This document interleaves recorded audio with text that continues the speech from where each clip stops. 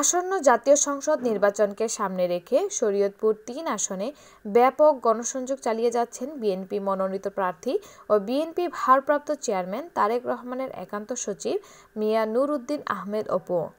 মঙ্গলবার সকাল থেকে তিনি ভেদরগঞ্জ উপজেলার বিভিন্ন বাজার, ঘাট, গ্রাম ও গুরুত্বপূর্ণ সড়কে পথসভা ও ভোটারদের সঙ্গে মতবিনিময় করেন।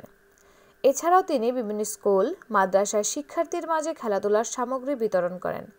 তিনি বিএনপির নির্বাচনী প্রতীক ধানের শীষে ভোট দেওয়ার আহ্বান জানান। 17 বছর মানুষ ভোট দিতে পারে নাই। এখন যারা 15 থেকে 25 তারা গত 17 বছরে ভোট দেখেও নাই, ভোট দিতেও পারে নাই। তারা ভোট দেওয়ার জন্য মুখিয়ে আছে।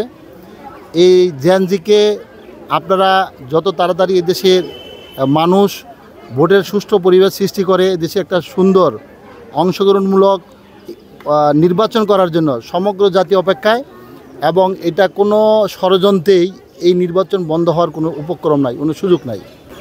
আপনারা জানেন এটা একটা ইন্টেরিয়র গভর্নমেন্ট, সুতরাং এখানে আইন শৃঙ্খলার ব্যাপারটা আমি যেভাবে চলছে আরও উন্নতি হওয়া দরকার এবং প্রয়োজন, কিন্তু আসলে এটা একটা ইন্টেরিয়র গভর্নমেন্ট, এখান থেকে আরও বেশি কিছু আশা করাটা এটাও ঠিক হবে না।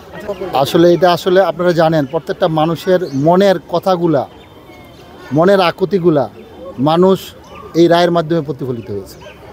এবং এই রায়ের ব্যাপারে আপনারা জানেন যে সবাই বিদেশে বসে এদেশের তাদের নেতাকর্মীদের ফেলে রেখে, হাজার হাজার নেতাকর্মীদের ফেলে রেখে, বিপদের মধ্যে ফেলে রেখে তারা আরামায়েশ জীবনযাপন করছে। আর অনলাইনে এদেশের নেতাকর্মীদেরকে তাদেরকে সর্ব অবস্থায় প্রতি মুহূর্তে তাদেরকে রিস্কের মধ্যে ফেলে যে ষড়যন্ত্র করার চেষ্টা করছে, এটা কোনোভাবেই এদেশে সম্ভব না। একটা সুষ্ঠু নির্বাচন ফেব্রুয়ারিতে ইনশাল্লাহ হবে। আপনারাই বলেন এটা কি শাটডাউন না এটা আপনার মাউথ ডাউন? মানে আমি মাউথ ডাউন এই জন্য বলতেছি যে এটা কী বলছে আর কি হচ্ছে। মানুষ কি লকডাউন মানছে, শাটডাউন মানছে না। অগ্নি সন্ত্রাস এটা আওয়ামী লীগের প্রকৃত রূপ হচ্ছে সন্ত্রাস। গত 17 বছর সেটাই তারা করছে। তারা ক্ষমতা থাকলে সন্ত্রাস করে, তারা বিরোধী দলে থাকলে সন্ত্রাস করে।